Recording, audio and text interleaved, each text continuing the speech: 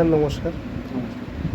Sir আমরা তো শুনেছি ঈশান কোণে আমাদের মানে বাথরুম রাখলে অসুবিধা হয়, তো সেক্ষেত্রে আমাদের বাথরুমের মেন মানে পজিশন কী হওয়া দরকার? দেখো, বাস্তু মতে যদি বলা হয়, ঈশান কোণ হচ্ছে আমাদের বাস্তু দেবতার মাথা। তার অপোজিট কোণ সাউথ ওয়েস্ট নৈরিত কোণ, ওটা হলো পা।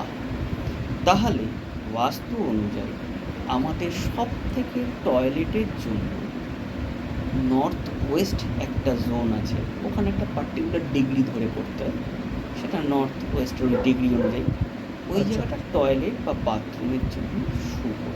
আচ্ছা, এর সঙ্গে সঙ্গে আর একটা জোনকেও মানা হয়, সাউথ ওয়েস্টের একটা ডিগ্রি আছে, সেই ওই সাউথ ওয়েস্ট জোনে করা যেতে পারে। এবং এর সঙ্গে সঙ্গে যদি স্নানের ঘর হয়, সেটা কিন্তু ইস্ট জোনে করা যেতে পারে। অবশ্যই এর একটা স্পেশাল ডিগ্রি আছে, মান আছে, সেই ডিগ্রি ধরে আমাদেরকে কাজটা করতে হবে। আচ্ছা, এবং এর সঙ্গে সঙ্গে একটা ছোটো রেমেডি দিই।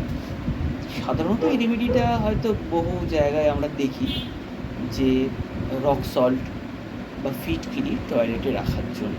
আচ্ছা, এটা তো করবেই করবে, যারা এই ভিডিওটা দেখছে বা প্রচুর যারা শেয়ার করবেন, তারা অবশ্যই রক সল্ট আর ফিটকিরিটা স্যাটারডে বা মঙ্গলবার এই 2 দিনের মধ্যে যে কোনো একদিন করে রাখবেন।